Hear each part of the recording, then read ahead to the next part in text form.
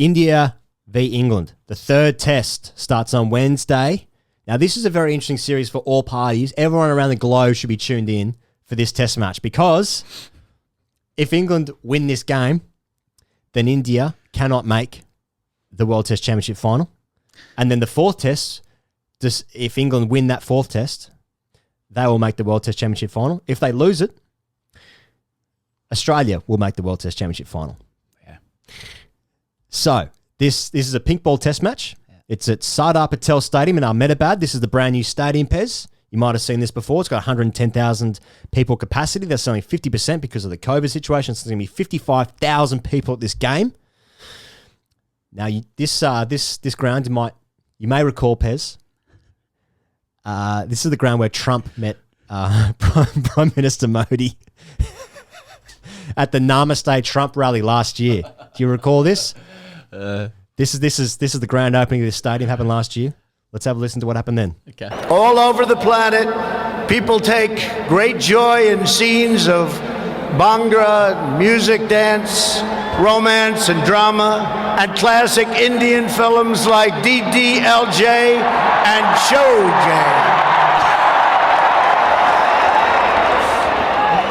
This is the country where your people cheer on some of the world's greatest cricket players, from Sachin Tendulkar to Virat Kohli. It's the cadence of his speech. I miss it. Not the person or the policies, for instance. Bit of a coat, but could be funny. Bit of a coat, but said some funny stuff from time to time.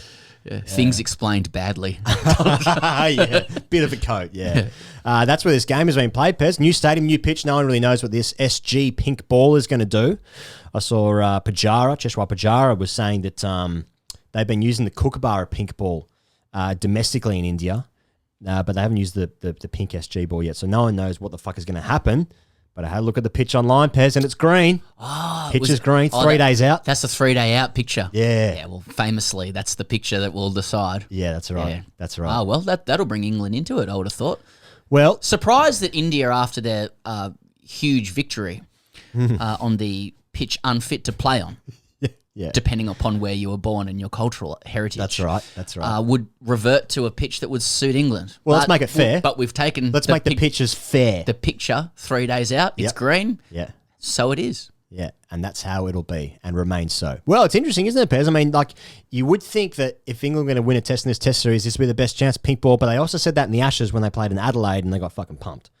But you do feel like if there's any sort of consistency with like how these pitches are going to play, India will just make a fucking ragger. Why would they make it swing and seam? I reckon, like, firstly, in this test series, which has been incredible to watch. It's been really for good. reasons we've outlined already. I'm really looking forward to the game. Yeah. The bingo suggests that the next thing that happens is Kohli hits 278. Yeah. So with that in mind, with that accepted as a premise, yes, I've accepted that. I think England should welcome another 2-day shootout and just take a 50-50 chance on winning the toss. Fuck yeah. I think that's their best shot. I don't think it's kind of wrinkling India out with a bit of nipping around with Jimmy Anderson, who is one of the most skillful bowlers of all time. Right. I think it's just win that toss, baby, and don't bowl shit. And that's I think that's a better chance than sort of, let's see if we can arm wrestle them over 5 days. Now, we spoke to Mark Butcher in a moment. We'll get to that in a moment's time. We speak about this as well. But it's interesting to see the lineup. Now, I'm thinking about, he was... in terms of the lineup, in terms of who's going to bowl, I wonder if it's worth playing the extra batsman. But then I think about like how hard it is to bat in India. If you play the extra batsman, are you guaranteeing yourself? I suppose you're not guaranteeing anything, but you give yourself the opportunity of another batsman scoring a 50. But I just think it's going to be so hard to bat there that like if for instance they bring Bairstow in, right, and they drop a bowler out because they think that it could be a 2-day shootout. So like because Stokes hardly bowled that last test match. I think Ollie Stone bowled like 3 overs in the fourth innings of that game. Broad hardly bowled in the first innings. Do you need 5 bowlers? Doesn't seem like, especially when you got Stokes in the team.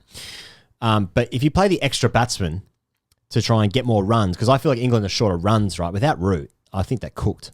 Yeah. So is that a way to like balance the side a little bit? Do you think, or do you have to play 5 bowlers in India with 2 spinners?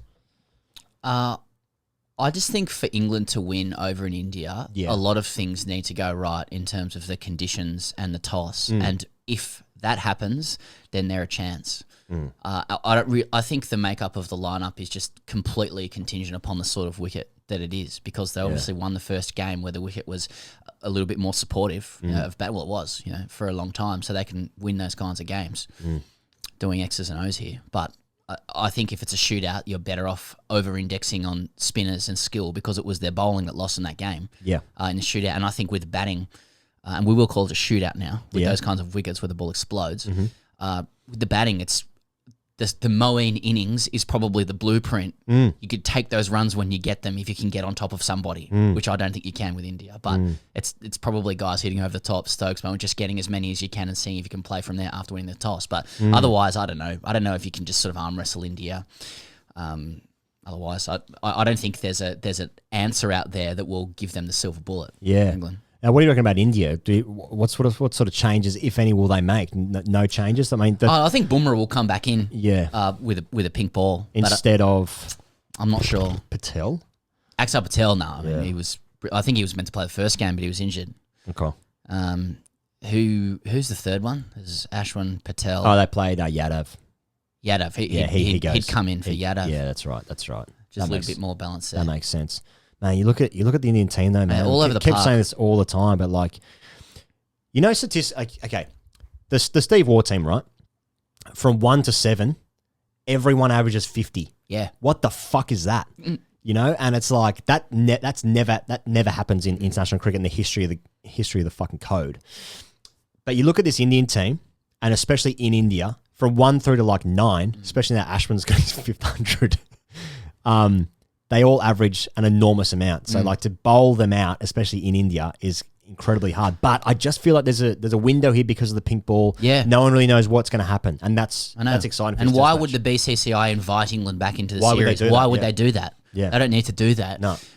The thing that scares me about India, and we've said it before, is that particularly after the Gabba, I just feel like they've got about 4 different ways to beat you. Yeah. The scary thing about the Gabba for me, there's many scary things, and we're actually still in shock, fetal position when we're not on camera, just under the desk for a good few hours. That's right. Shaking. Is that image of Pant at one end and Pujara at the other end. Like Pujara's playing for the draw, Pant's playing for the win. It literally was a symbol of the many ways they can skin the cat that is you in this situation, and you're being skinned. Yes.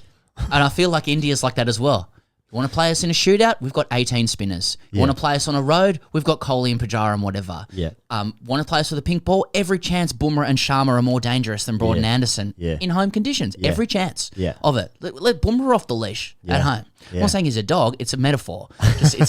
But let him. I mean, they just any way they want to do it, they can. Yeah. So I think a lot of things have to go right for England, and that may well happen. Hope it does. Going to be an awesome contest if it does.